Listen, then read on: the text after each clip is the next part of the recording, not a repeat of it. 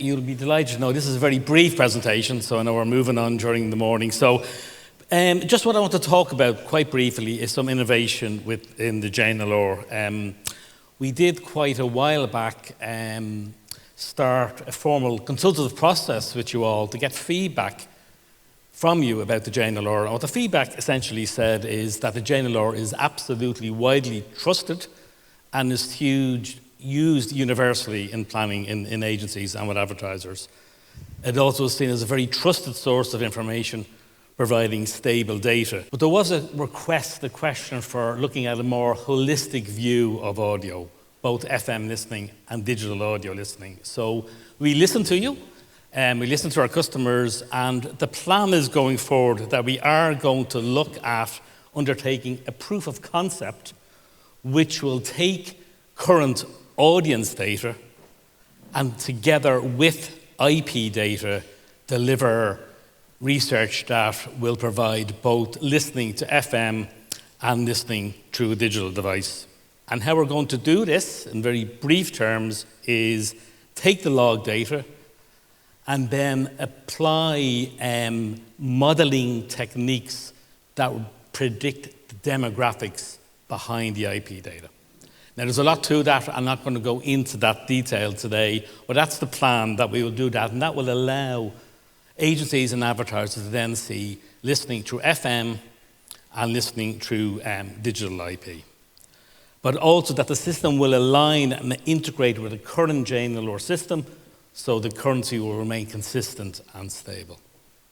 So what does that mean in real life, I suppose? So currently, the current methodology provides listening to radio, both broadcast radio and streaming radio. And the plan is, with potential new methodology, you'll still get that total view, but you'll be able to break out listening through broadcast FM or potentially DAB, and through streaming, and that'll be separated out, and that is the plan. We're working on this starting in early 2026, and we'll be back to you with a lot more details about that into the new year, and we'll keep in touch with you about how that is developing. So I think that's a good segue into the Irish Audio Report, which comes out once a year, and it's literally hot off the press. We just have the figures just very recently released. Ciaran is going to provide some brief highlights, and then we'll have a webinar with more detail in a few weeks. Hi everybody, thanks for coming here to this event and for inviting me to share some of the highlights of the current audio report. So the report is based on a special module of questions that are put to our respondents in Q2 every year. So it's based on more than 3,000 respondents who did participate in the research. So a good sample size, which we always look for. The questions that were included or that were added to the core interview aim to identify the behavior of individuals in the broader audio space, you know, listening to live radio, listening to streaming, listening to podcasts, listening back, and so on. So to get the full picture, which we don't get from the main core JNLR, which focuses on radio and focuses on the different brands of radio. So that's what we were trying to do, and as I said, the interviews took place throughout April, May, and June. So first of all, we find that there's almost universal engagement in audio content on the measure of past week or weekly listening. So a huge proportion of the adult population, those aged 15 plus, are tuning in. More than 96% of the population, which is represents 4.2 million people. So it's a huge area, huge interest in this area, in this audio content. So great engagement there, which is so positive. In that space, as we've seen in previous reports over the years, we see that radio prevails as the dominant form of audio content consumed. 88.6% say they listened to live radio in the past week. And this compares to 55.7% or almost 56% of people who listen to on-demand online audio in the past week. When we look specifically at the individual elements that make up that on-demand audio, we can see here following live radio at almost 89%. The next most listened to format is music streaming. And 40% of the population say they listen to music streaming on a weekly basis. 31% listen to YouTube music. 22% listen to a podcast. And 16% listen to their own music. So in other words, their own archive music, whether that's CDs or vinyls or downloads. It's at that level. And 6% say they listen back to on-demand to Irish radio. So there's obviously a lot of crossover listening between all of those different formats. But as we see, radio is the dominant format in that particular space. When you look at across different demographics, we can see that, we will see that live radio is the leading format across all age groups, young and older ones, but that among the younger groups, on-demand is listened to a higher than average degree among the younger audiences. So when we focus on yesterday and yesterday listening, we asked our respondents to give us an estimate of time spent on the different types of formats. And this chart aims to give a visualization to those kind of estimates. So we can see the analysis is based among format listeners, so they're directly comparable to each other. So for example, on the left, we can see that live radio has the highest bar there. And if we compare that to music streaming, it's almost double that. So that's telling us that more time is spent listening to live radio than to any of those other formats.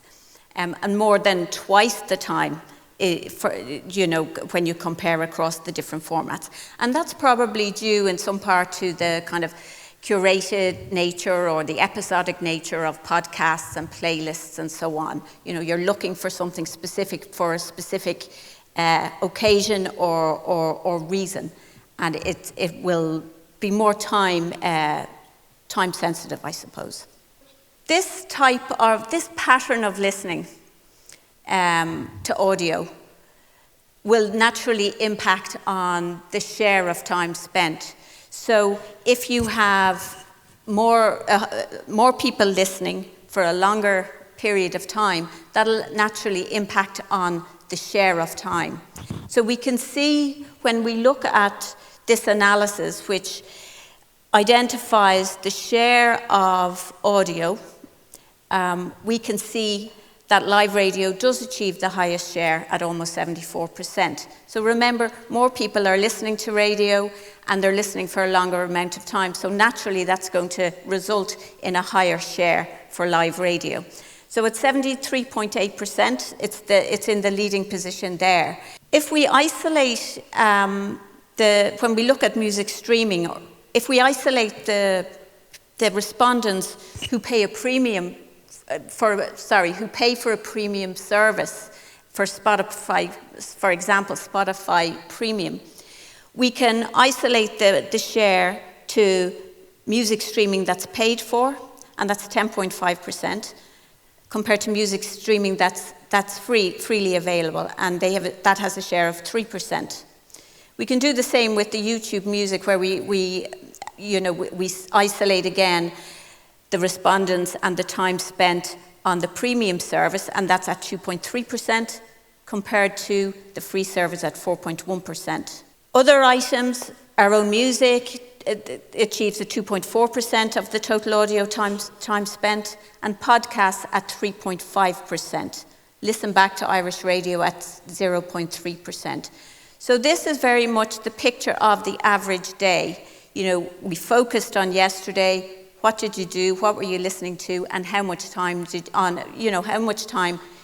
did you spend listening? So, just finally to say, obviously not all, from a commercial perspective, when we know that there's an option to buy premium services that exclude advertising, we can see that would obviously show a different picture.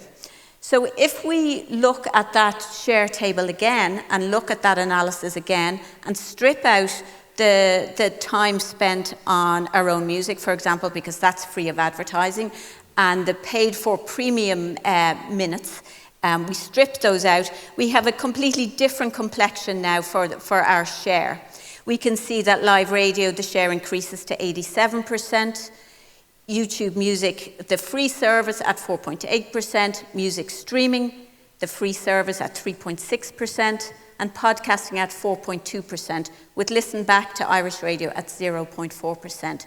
So there's two different ways to look at this data. We have the overall picture of I suppose, share of ears, if you like, and then we can look at it from a commercial perspective when we think of the impact of those spaces where ads aren't available or aren't available to be bought.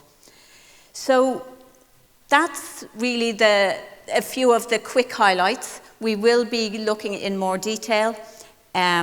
Radio Centre in Ciaran is going to host a webinar in November.